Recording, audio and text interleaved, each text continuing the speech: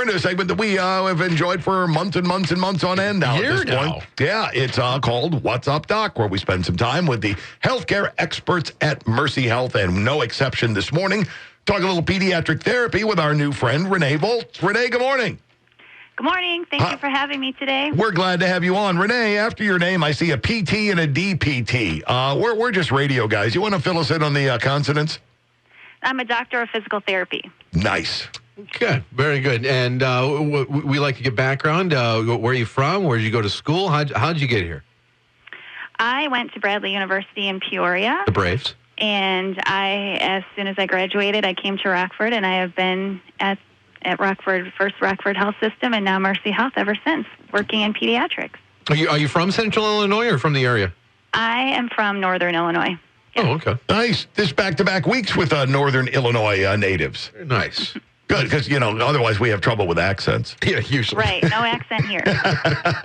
Tell us a little bit about pediatric therapy. So in our pediatric therapy department, we have 4 different disciplines.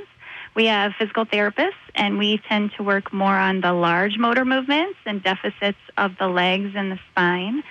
We have occupational therapists who tend to work more on fine motor skills, so cutting with scissors, handwriting, activities of daily living like brushing your teeth, dressing yourself, tying your shoes, and sensory processing issues, so your ability to process sounds and light that's coming into your world. And then we have speech therapists who work on expressive and receptive language, as well as feeding therapy, and also developmental therapists. And a developmental therapist primarily focuses on birth to 3-year-olds, and they kind of are an umbrella therapist that works on all areas, and they tend to go into the home to work with the children, so they kind of help parents bridge the gap between center-based therapy and in-home therapy services. It sounds like some of your therapy, and I might be ignorant on the terminology here, it would fall into the category of occupational therapy for adults. Do we call that for children if they can't have occupations yet? Well, a child's occupation is play. So that's what we're doing, is we're helping them to play as they should be. Outstanding. Yeah, I never really looked at it like that. But yeah, that is an occupation. What is it that drew you toward this discipline? Well, I love working with children and helping them to grow and develop and meet their highest potential. Do you have children of your own? I do. I have 4 children. Okay. You don't win. Our guest last week had 5. Yeah, right. Yeah, that's right. So, but that's 9 in 2 weeks. So, Ashley, we have a lot of children on this show. That's a lot. Yep. So we have some people who have experience at work and experience at home all at the same time. Yeah, and this is not to do with what we're talking about, actually, but last week it was also a pediatric specialist. Is that kind of common in your field for people to come into that with larger families? Well, I guess a lot of our therapists here do have a larger number of children, yes. I've never really thought about it that way. Well, see, that's our job here, is to give you something to think about after you've had this interview, other than why did I agree to this? You guys just want to bring your work home, have little mini studies at home all the time. That'd be fine. Right. What age can a child start seeing a pediatric therapist? We start right away, right after birth. We even see kids at Mercy Health in our neonatal intensive care unit. Pediatric therapists go into our NICU and help focus on positioning and handling and feeding of a preterm baby, which is very different than a full-term baby. And we help the parents understand how development is different and what activities are appropriate at the right time for their babies. How does a parent know or find out that their child could benefit from pediatric physical therapy? Is that something that your OBGYN will talk to you about? Is that your primary doctor? How do they end up at your door? So our babies that are discharged from the neonatal intensive care unit, they come to a follow-up clinic where we monitor their development.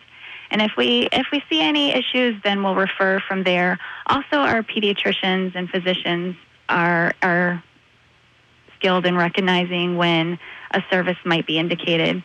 But a lot of times parents will self-refer too. They'll notice that maybe their child isn't keeping up with their peers or cousins quite like they think they should, and they'll bring those concerns up to their provider.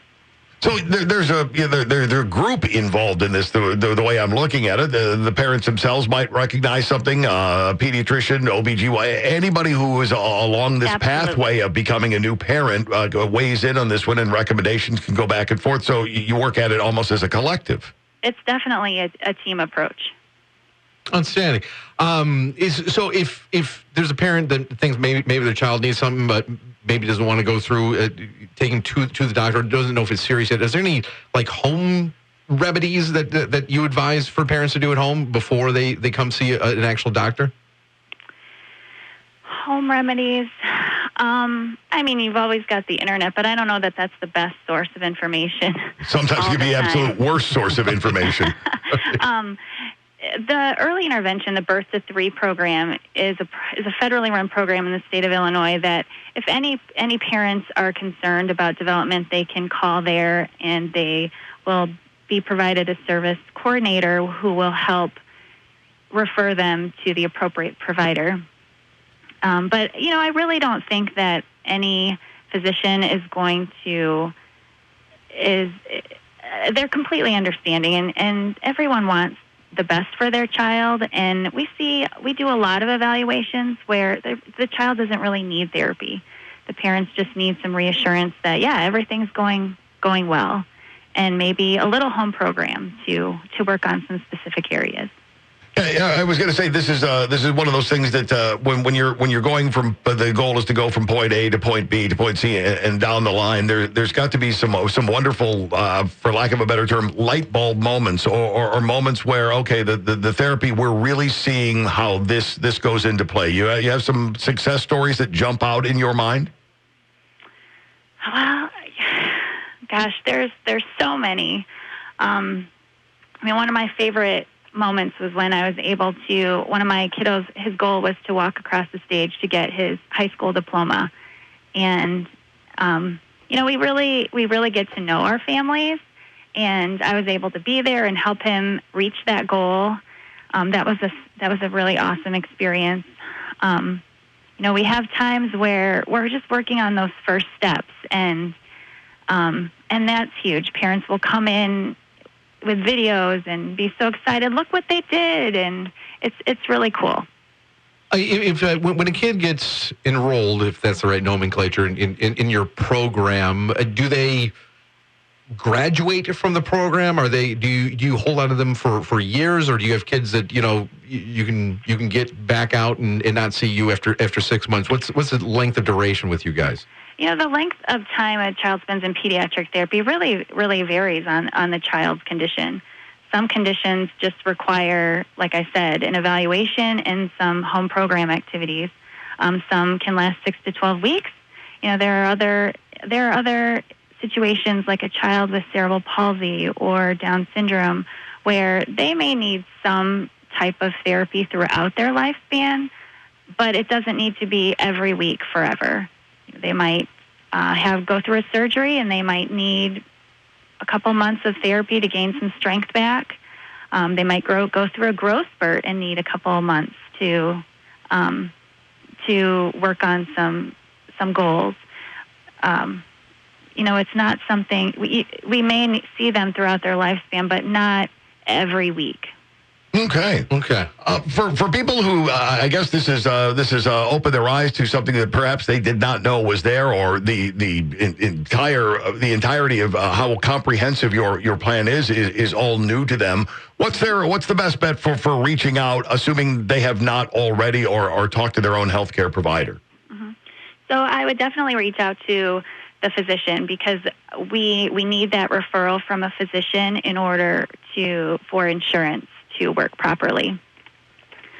Once we receive that referral, then our office will contact the family and set up an initial evaluation with the particular discipline of concern. When they come in, we want the parents to be here so we can discuss the concerns with the parents, and we do a complete evaluation. We do standardized testing, which gives us an age equivalency in this specific area too. So we can see, are their motor skills really delayed compared to their peers, or are they right on track? Then we would come up with a plan of care with the family. Sounds good. You obviously know far more about this than we do. Before we let you go here today, do we forget to ask you anything? Anything you want to make sure you share with our audience that we didn't get to? No, I mean, I think pediatric therapy is a lot of fun. It looks a lot of like play for kids. A lot of kids really enjoy coming. It's not too often. It's really actually harder to get them out the door than in the door. Not unlike baths. It's the same. No. Time to get out. No. I don't want to get out. I'm enjoying. I'm learning, and things are going the proper way. Well, and obviously in working with you, there's a great level of success as well. Renee, we appreciate you taking time out of what we know is a very busy day and filling us in on pediatric therapy and your part in it. It's fascinating, and we really appreciate it. Well, thank you so much again for having me. Not a problem.